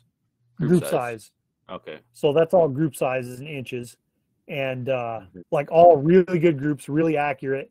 But when you, and this is really getting into the weeds, but when we like, my coworker, John Snow, our shooting editor, actually like figured out developed a way using like these targets he printed out, in a way to like use a push pin or accumulate, like lay all these shots out in one group on a piece of paper behind it. Then you use like a ballistic app to plot all the shots. So like, even though like the biggest group here is 0.643 inches, the overall spread of those is an inch. Mm-hmm. And that's like, and that's excellent. Like I've only, in the past couple of years since I started paying attention to this, I've only seen 2 hunting rifles that could do it under an inch. Fuck, that's interesting. That's kind of neat that he's kind of like, do you have one that you did that with, where you like laid it out and then that was the final?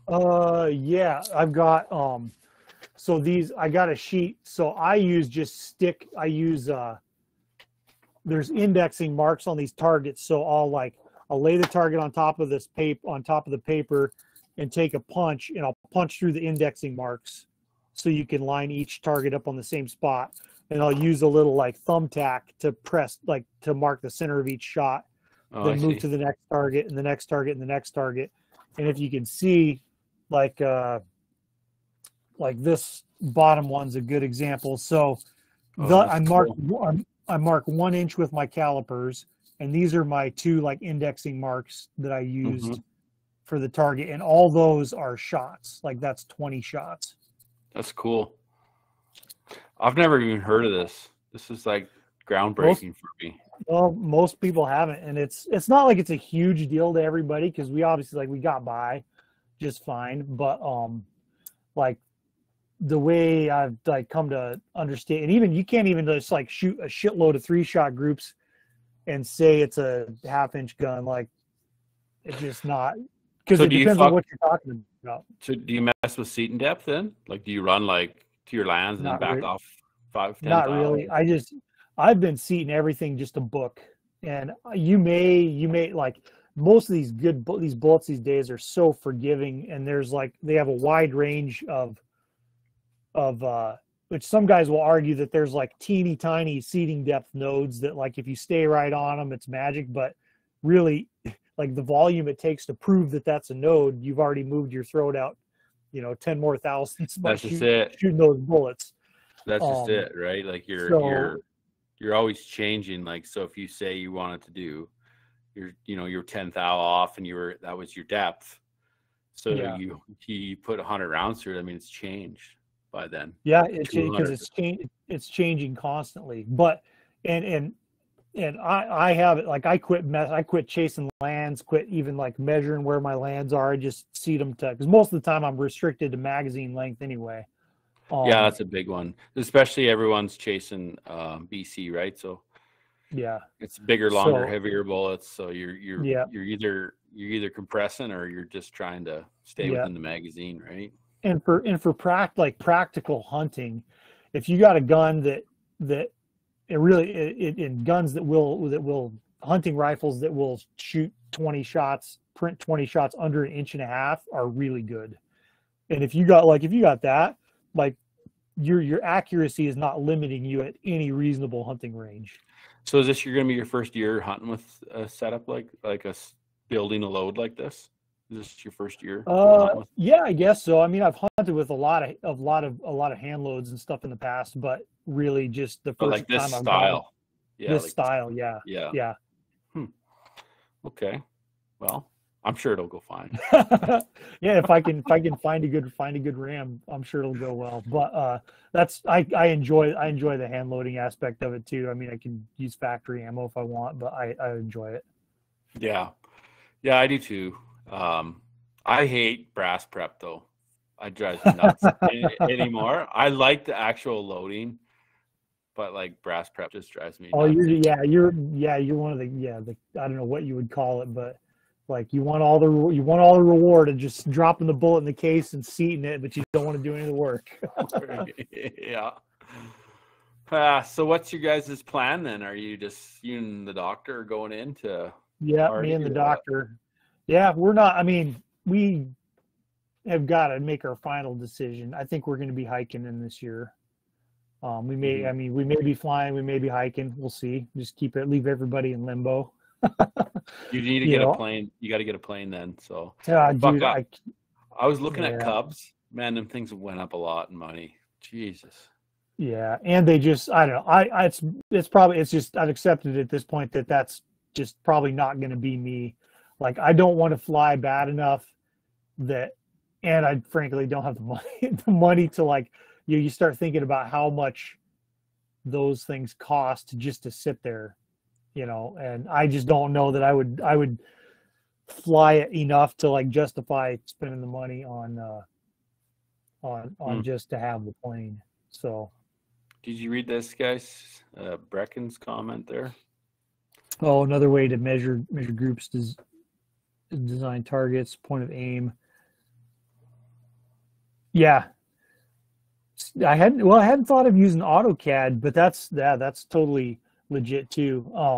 And what I was doing before Snow figured this little like kind of punch card hack out, I would like take pictures of all my groups and analyze them in like the Hornady ballistic group analysis app gives you XY coordinates, and then you go like put those in Excel, which is getting super nerdy, and plot them. It takes way too much time. So this is like and it sounds like Brecken's is probably a much better option than that too. I just had to learn the hard way. I can't even get headphones on the computer to work, so I'm out. I am out. Yeah. Okay, so fuck, we got off track again. So you and Frank are maybe flying in or what? Yeah, we'll see. I think we're probably going to be hiking in. Oh yeah. but we'll see. I love busting ass, man. I think it's really it's rewarding. Well, and we bust like no matter we bust our asses wherever we go, but yeah, it just depends. Like it's a little depressing, like how much country's been locked up here because we, and I'm sure I know a lot of Canada's experienced some of the same like weather sheep kills. But our like I don't know, it's combination of special interests and our feds have like locked up a lot. The Central Brooks Range and some other spots like have just locked it up because sheep populations are down. I'll argue till like I'm blue in the face of that hunting and like shooting mature rams is not going to make any difference in the recovery. But Alberta had some good news the other day.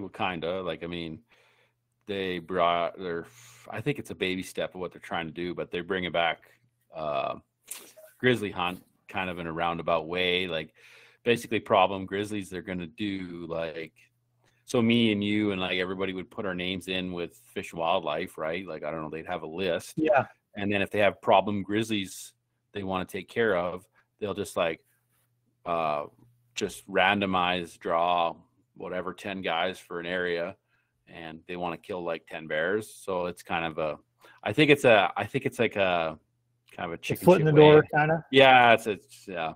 But I think in the future, I think it's going to just turn to a draw. I think that's the ultimate goal. But it's got a lot of blowback. Holy fuck, man! Like just wild pushback from the antis.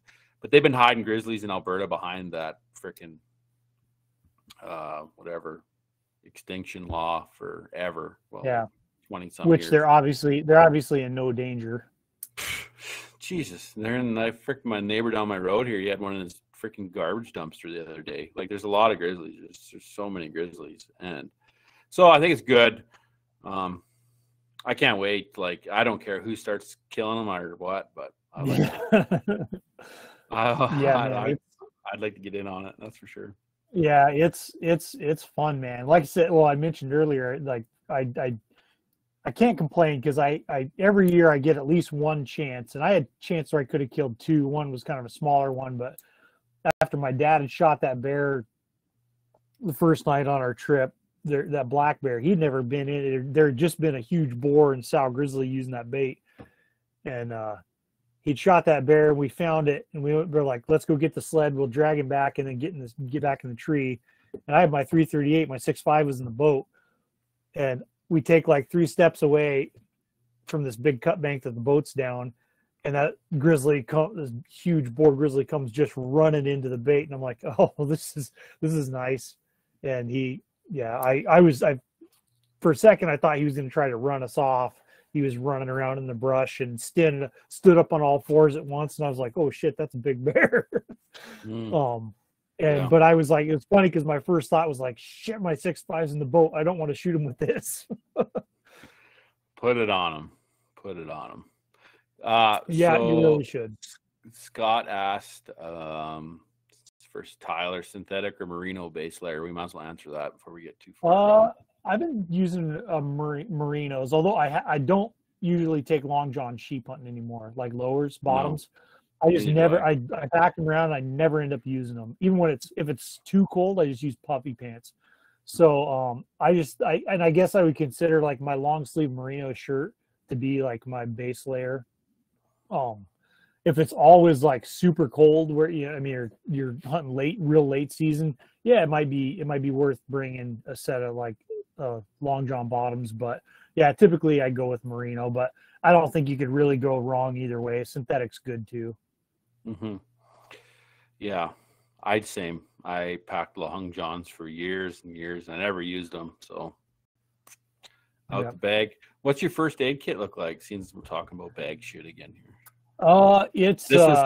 This was a real hot topic the other day, so we gotta. I gotta see what's your first aid. Maybe I was missing out. So, it's pretty simple. I got like kind of one of those, or what's left. I a long time ago got one of those adventure medical like trauma kits with the stop, the like stop clot pat, quick clot. Yeah, I don't want to stop the clot. I guess the quick clot patch and like some gauze and basic stuff. And I stuff a bunch of Band-Aids in there, super glue or derma. Like if I got I've got a buddy who can get me some Dermabond, like the real like cut glue and liquid stitches. But I've just used regular super glue to glue up little cuts and stuff before. Leuco tape. I always take Leuco tape. I usually got like a couple like little rolls, stuff, different spots to tape up hot spots. Or if you cut yourself or gotta like wrap a piece of gauze on your finger and just wrap it tight, cover up Band-Aids, help them stay on. I said, because my first aid kit's like pills and tape.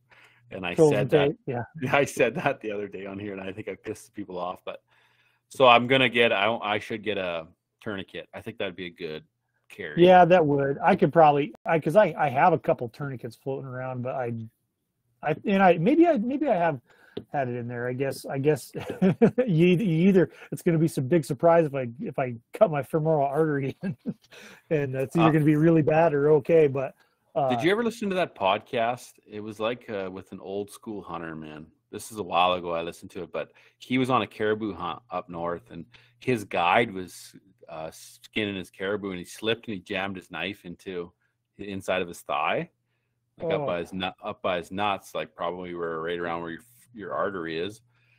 And he was just laying there bleeding out, and no one could do a damn thing. And they had a radio for their base camp, and they were calling for help. Like they called for help, and I guess there was a diamond mine up there somewhere, and they overheard it on one of their radios, and they sent a chopper and picked this guy up and got him out of there. But otherwise he was bleeding to death and they couldn't stop him. So I think one of the biggest risks, like say you're hunting sheep, like, a big risk for us sheep hunters is probably twisted ankles, broken ankles. You fall, cuts and shit. But I think like the biggest thing would be stabbing yourself with a knife. Like, I think you're fucked. If you can't stop it, you're screwed. Right. So, I think that's a good point. Like I mean, you can only be prepared to deal with so much in your first aid kit. And I'll have like a tub of old like Vicodin or hydrocodone, whatever, in case I fuck my leg up real bad or something and got to hike on a busted up ankle or something to get by. And I do have like a little like suture kit in case, like something a cut you could fix or something. But I mean, more than just first aid kit, like just how careful, like we're extremely careful. Like me and my partner, very careful about when we're cutting on animals. Dull knives will get you too, right? Like dull knives will get you, because you end up people like it's counterintuitive, but you end up like fighting stuff and getting tired and pushing too hard and swiping. And then like the biggest things for us is only like one knife going on a critter at a time. Like even for moose hunting, like only one guy is running a knife. Yeah. And that,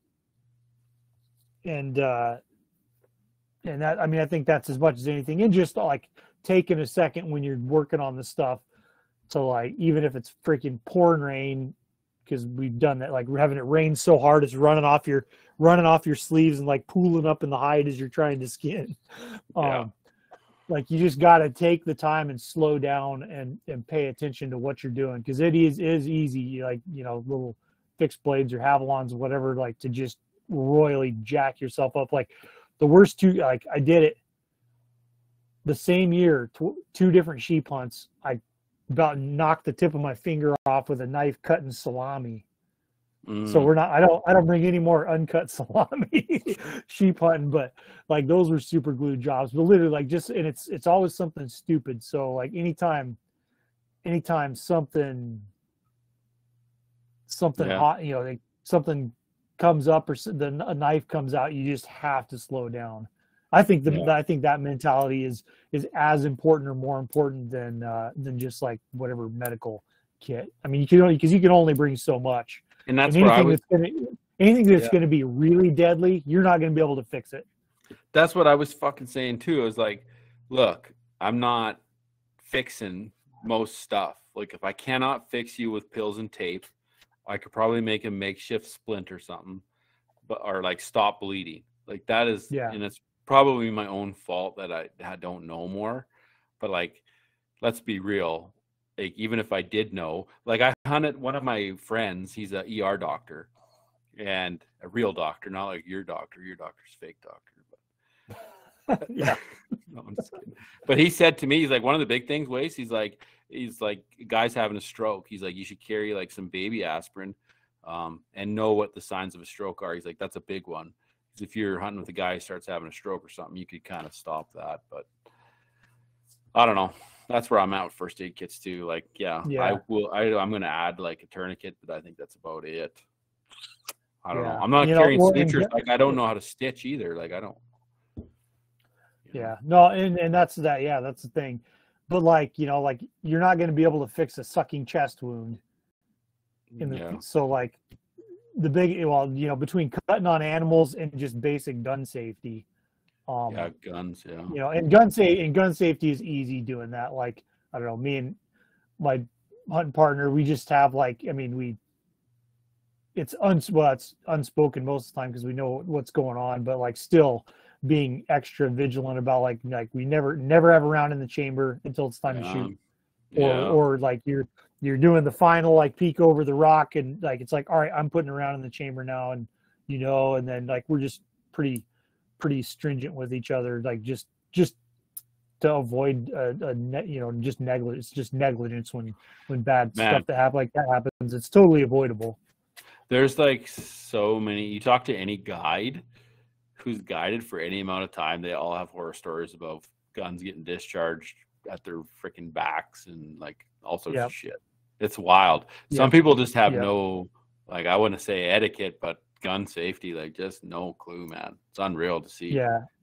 And especially if you're out of your element, and when you're sheep hunting with another person, like somebody is going to have a rifle pointed at them at some time, whether that's sitting on the ground and they're walking by, or you sit down in your pack and they, your pack tips over and the gun points at them, whatever. Like it's just gonna happen at some point. Not that that's an excuse or saying you should like be like carrying a rifle, letting it point at your hunting partner, but because you always shouldn't. But there's just like there's no, usually I just have no reason to have a round in the chamber unless I'm just about to shoot. So what else did we not talk about? We got 10 minutes left. Clay has it, like I saw this, is it Clay, maybe Weber is asking about hide lock instead of salt. I don't know if hide lock is, it's talking like trophy prep. I don't bring anything really. I don't know if that's the same thing as stop rot that I've used for putting up wolves and fur stuff. It's like a liquid you spray on to like stop the progression of like bacteria and shit. But like me and you come from the fur industry, right? Like I know I skin for commercial fur sale, and I know how long it takes for hide to start slipping. And I think if you're to that point, you're in long time, right? Like, or you're being neglectful, like leaving shit in the sun.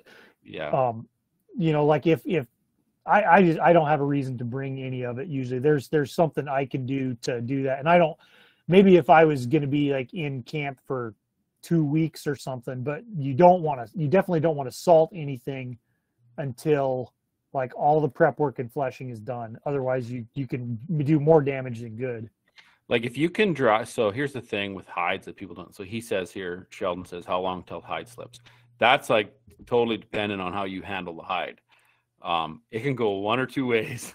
And like if you're say if I was doing it and you say you had like a big group of guys and you were all caribou hunting and you wanted to keep the hide and you were in for like 20 days and you were like getting to a base camp that you could bring some stuff, I'd bring a freaking draw knife for fleshing. I'd actually flesh some hides. And once you flesh hides, like you get that meat and stuff off, man, and you dry them, they'll last freaking weeks out there before they slip. Right. So if you just all about drying and avoiding bacteria, but if you just skin a hide, like that's why you see a lot of guys, Remy Warren's famous for this. He'll punch skin, right? Like he won't knife skin on like most game in the mountains, right? Like he's always punch skinning because there's no meat, right? There's just a little bit of a membrane and you can fucking dry it. So you Yeah. virtually will have no hair slip.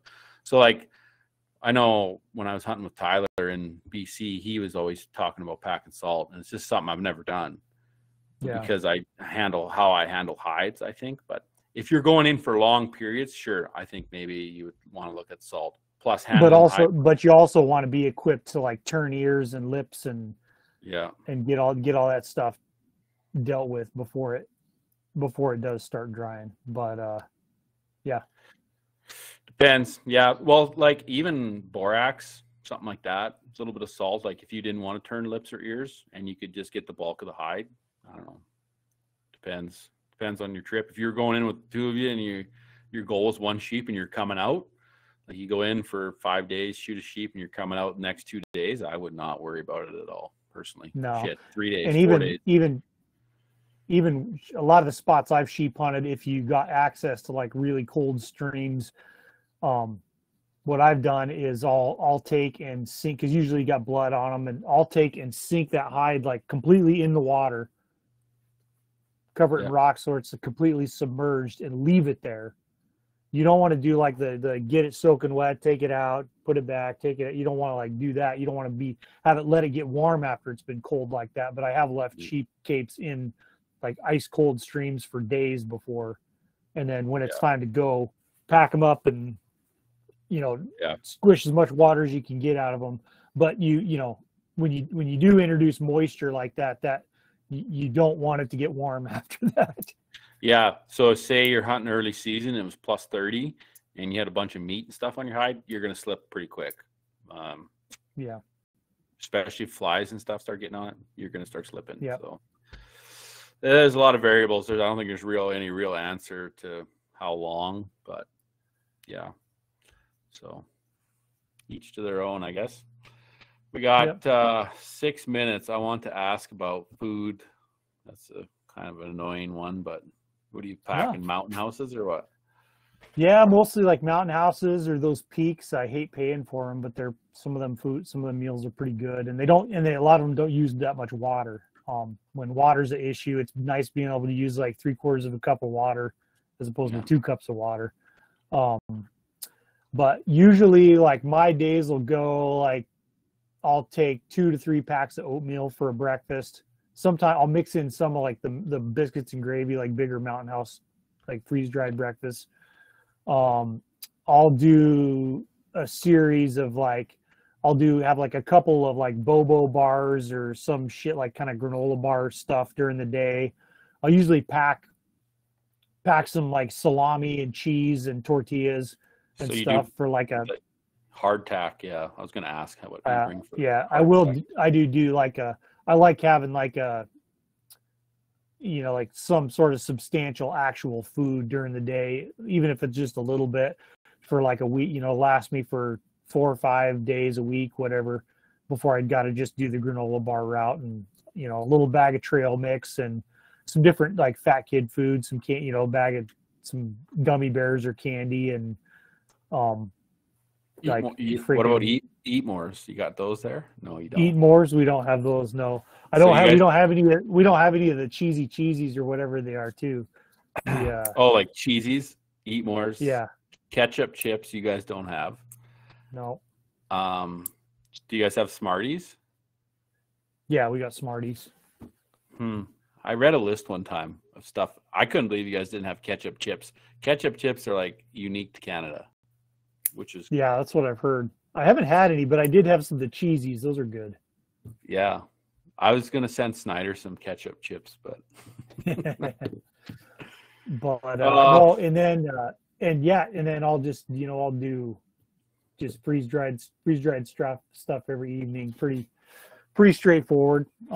I'll try to find something that catches my eye to be something a little different or new as a snack whenever I'm shopping, but it's really pretty simple. I do not get anal about it. I'm literally just like throwing what looks good in before I go, rather than having to spreadsheet all the shit out. I just don't. I don't have the capacity. Clay's asking about how long your salami keeps in the hills. Oh, I think it for a week or so. I just keep it in my bag, keep it cool.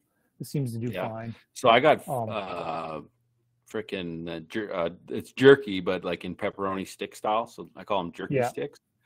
Yeah. And they're vac sealed.